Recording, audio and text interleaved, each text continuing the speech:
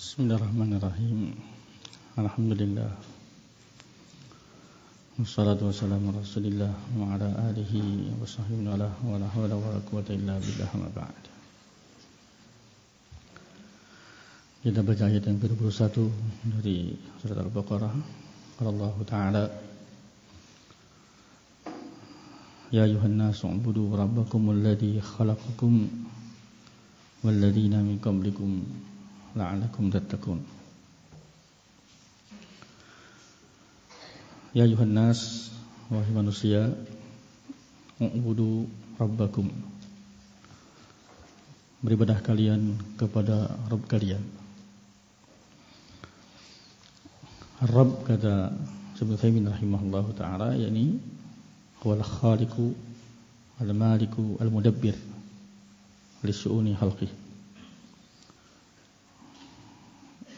Beribadah kalian kepada Rabb kalian, yakni pencipta kalian, yang memiliki kalian, yang mengatur urusan makhluknya. Ini 3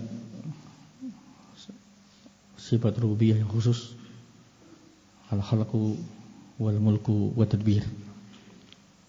Di sana ada sifat-sifat rububiyah lainnya yang menghidupkan, mematikan, memberi rezeki dan lainnya. Tapi yang khusus, kata Ibnu Utsaimin dalam sebagian kitabnya, 3 ini: al-khalqu wal mulku wat tadbir.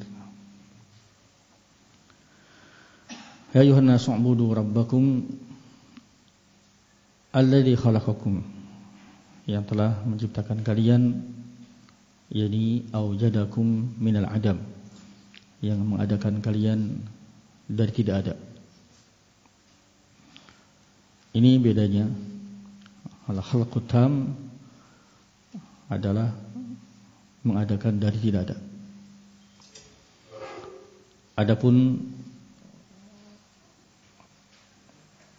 khalq yang dinisbahkan kepada makhluk itu adalah khalqun naqis. Makhluk itu bisa membuat tetapi dari benda yang satu dirubah ke benda yang lainnya. Dari kayu menjadi pintu, jadi jendela, bukan dari tidak ada. Adapun al-khalqut tam, ia merupakan sifat Allah Subhanahu wa taala. Sifat khusus rububiyah adalah al-ijad ba'dal adam, mengadakan sesuatu dari sebelumnya tidak ada. Walladzina min qablikum, waw wa ataf ke kaf pada khalaqakum. Takdirnya alladzi khalaqakum wa khalaqa min qablikum, teman qablakum, yang menciptakan kalian dan menciptakan orang-orang sebelum kalian. La'allakum tattaqun, agar kalian bertakwa. Qala Ibnu Utsaimin rahimahullahu taala, la'alla yani huna lit'lil, ay litasilu ila taqwa, agar kalian sampai ke derajat takwa. Wa ma'lumun anna taqwa martabatun 'aliyah, dan maklum takwa itu adalah tingkatan yang tinggi. Hatta qala Allah azza wa jalla, sehingga Allah berfirman menunjukkan derajat takwa yang tinggi. Allah berfirman tentang jannah, uiddat lil muttaqin, surga itu dipersiapkan, telah ada dipersiapkan untuk orang bertakwa. Wa qala ta'ala innallaha ma'al ladzina taqaw wal ladzina hum muhsinun ma'iyyah khassah. Allah bersama orang yang bertakwa ini, menolongnya, membantunya, memperkuatnya. Wa qala ta'ala wa'lamu annallaha ma'al muttaqin, juga ma'iyyah khassah. Artinya an-nasru wa ta'yid. Allah menolongnya, membantunya, memperkuatnya. Alhasil takwa itu adalah derajat tinggi. Beribadah kalian agar kalian sampai ke derajat takwa. Sebelum kita ambil faedah, disebutkan Ibnu rahimahullahu taala terkait dengan ayat ini, yaitu an-nas, ya ayuhan nas. Di sini nida, panggilan dengan lafaz an-nas. Padahal surat Al-Baqarah kita baca di awal ada surat Madaniyah. Antara surat-surat Madaniyah dengan Makkiyah tentunya ada beberapa perbedaan kekhususan. Di antara Perbedaan yang ada adalah kalau ayat-ayat Madaniyah itu seringnya dimulai dengan ya ayyuhalladzina amanu. Nida itu kepada orang beriman. Adapun Makkiyah dengan ya ayyuhan nas. Di sini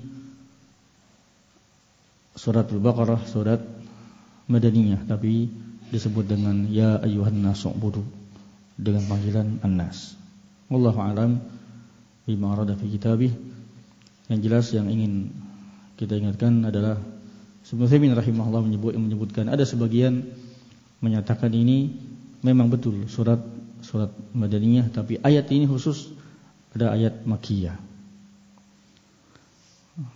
Maka satu kaidah beliau sebutkan tidak boleh dikatakan demikian, tidak boleh dikatakan surat ini surat Madaniyah kecuali beberapa ayatnya ayat Makkiyah kecuali dengan dalil. Hukum asalnya surat Madaniyah maka semua ayat-ayatnya ada Madaniyah. Hukum asalnya surat Makkiyah semua ayat-ayat Makkiyah. Tidak boleh dikatakan surat-surat ini surat Makkiyah kecuali beberapa ayatnya Madaniyah illa bid-dalil. Itu kaidah yang beliau sebutkan yang perlu diingat dalam masalah tafsir. Nah, adapun faedah pertama kata beliau rahimahullah ta'ala di antara faedah ayat ini adalah al-inayah bil ibadah.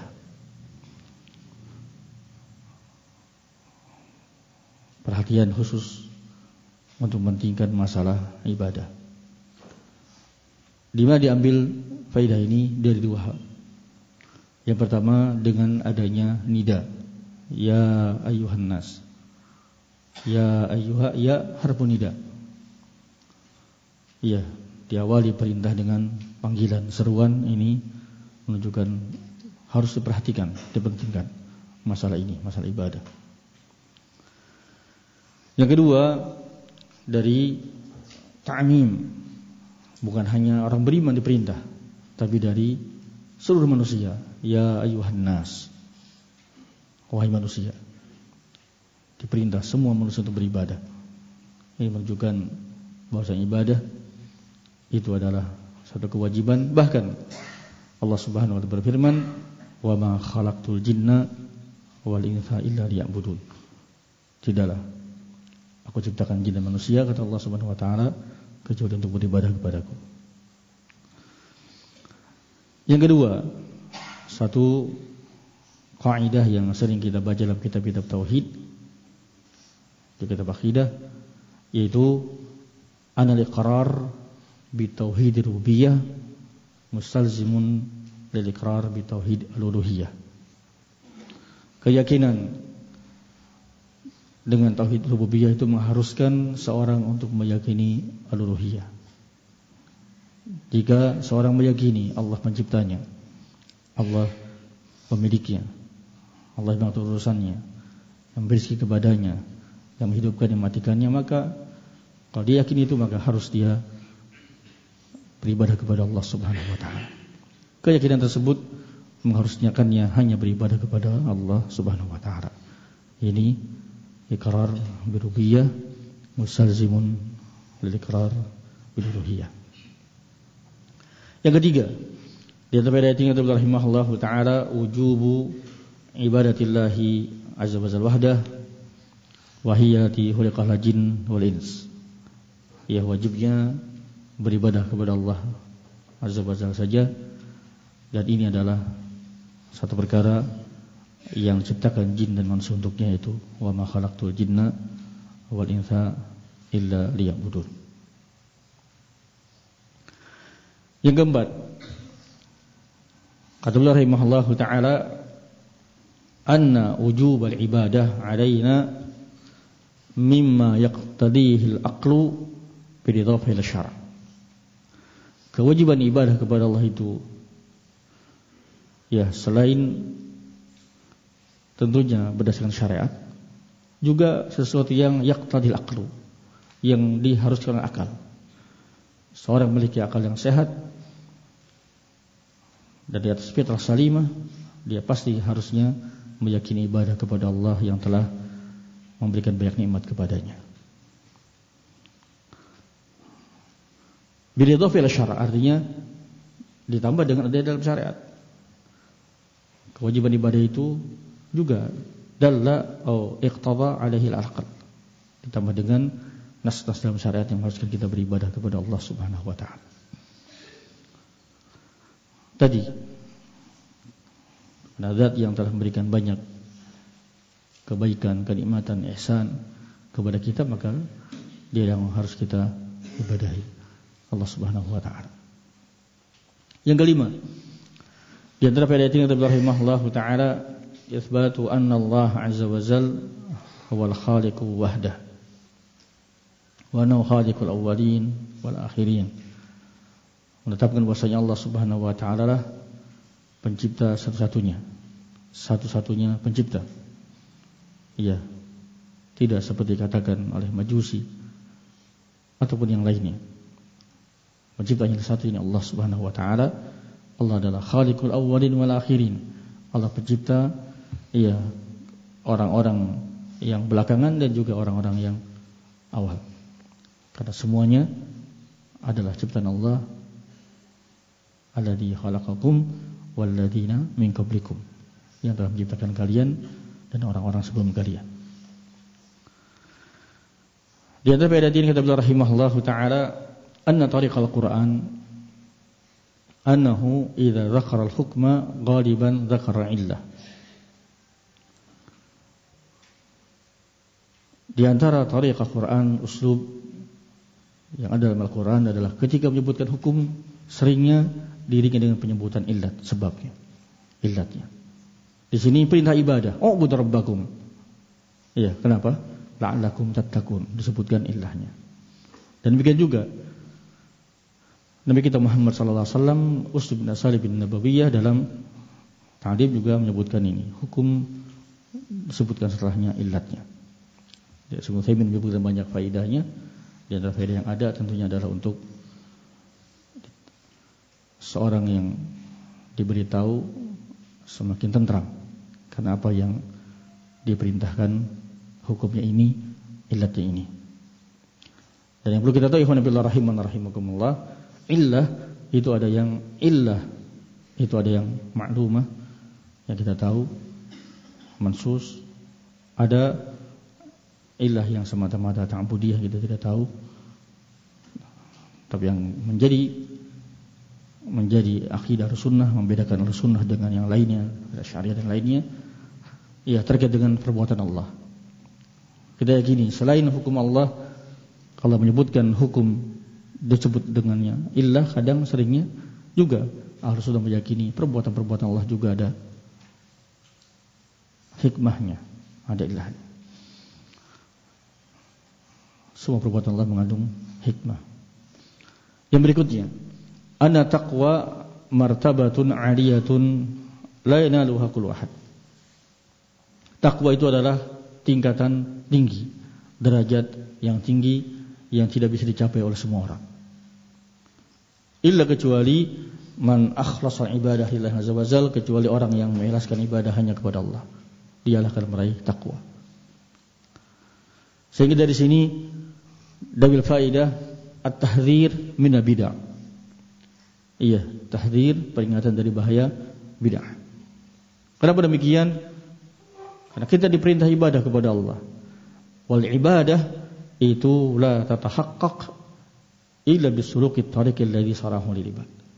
Dan ibadah tidak mungkin terwujud, tidak menjadi ibadah yang sahih kecuali dengan melalui jalan yang disyaratkan untuk hamba-hambanya. Ibadah dikatakan ibadah yang sahih ketika didasari ikhlas dan mutaba'ah. Dan bid'ah-bid'ah itu tidak sesuai dengan mutaba'ah. Yang terakhir kata Syekh Utsaimin rahimahullahu taala, di antara faedah ayat ini al-hatsu ala talabil ilmi. Ayat ini satu dorongan untuk belajar ilmu syar'i. Satu dalil yang menunjukkan keutamaan ilmu. Kenapa demikian? Karena kita diperintah beribadah kepada Allah. U'budu rabbakum. Dan tidak mungkin kita bisa beribadah kecuali dengan ilmu. Tidak mungkin seorang bisa beribadah dengan ibadah yang sahihah kecuali dengan ilmu. Sehingga di sini menunjukkan anjuran untuk talabul ilmi. Sehingga Imam Bukhari rahimahullahu taala membuat bab al-ilmu qabla al-qaul wal amal. Tidak mungkin seorang bisa berkata yang benar, beramal yang benar kecuali dengan ilmu. Wallahu a'lam. Bisa